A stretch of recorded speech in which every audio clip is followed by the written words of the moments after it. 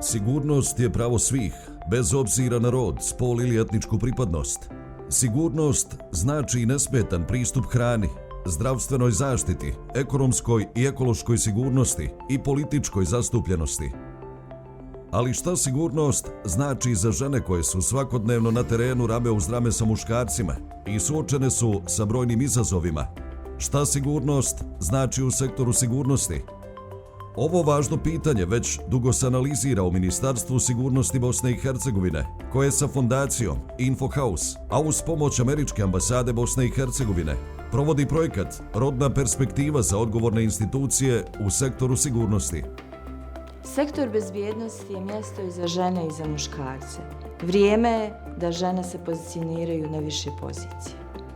Vijeće sigurnosti UN-a 2000. godine usvojilo je rezoluciju 1325 Žene, mir, sigurnost, naglašavajući važnost, ulogu i jednakost učešća žena u sprječavanju i u rješavanju sukoba, izgradnji održivog mira te pozivajući sve zemlje članice da osiguraju veće prisustvo žena i učešće žena na pozicijama donošenja odluka na svim nivoima.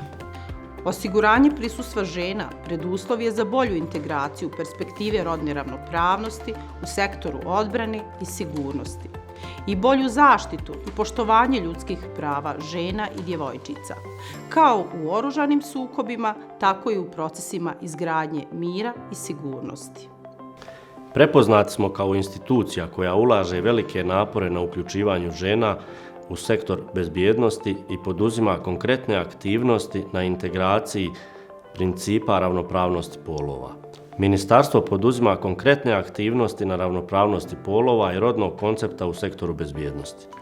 Uspostavljanjem Koordinacionog odbora za ravnopravnost polova 2020. godine, Ministarstvo sigurnosti potvrdilo je predanost rodno osviještenoj politici i obavezama proisteklim iz Zakona o ravnopravnosti spolova Bosne i Hercegovine i međunarodnih konvencija.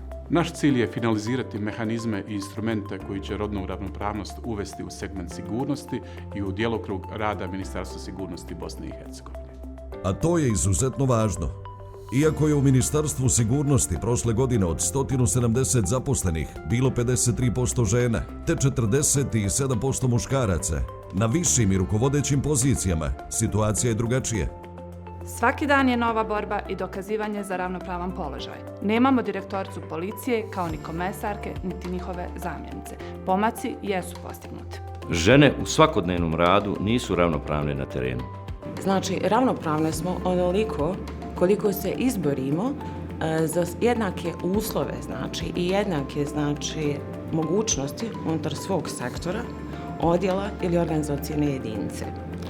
Obzirom da svaka država se projicira kao uspješna onoliko koliko se osjeća sigurno sve žene i sve osobe u okviru te države isključivo kroz sigurnosni sektor.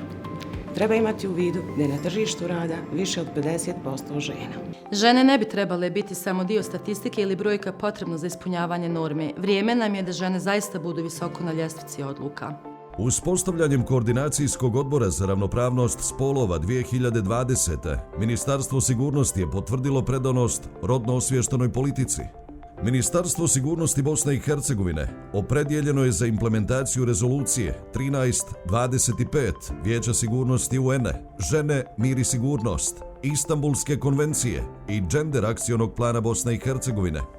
Procesi izgradnje demokratije unutar institucije ostaće djelimični i manjkavi ako nastave isključivati ili marginalizirati žene i kao protagonistice i kao korisnice demokratskih promjena. Jedna od glavnih prepreka razumijevanju rodne ravnopravnosti kao dijela demokratskih političkih procesa je nizak nivo shvatanja da je rodna ravnopravnost ključni preduslov za povećanje operativne učinkovitosti u sektoru sigurnosti.